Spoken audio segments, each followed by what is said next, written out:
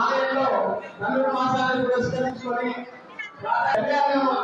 వైభవంగా నిర్వహించబడుతుంది కాబట్టి రంగనాథ స్వామి కళ్యాణానికి 1116 చెల్లించి మీ పేరు నమోదు చేయించుకోవాల్సిందిగా ఉన్నది. ప్రతిరోజు స్వామి ఉన్నది.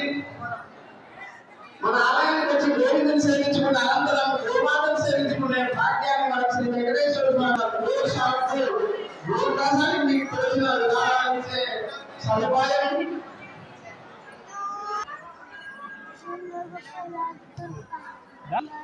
జై శ్రీమన్నారాయణ.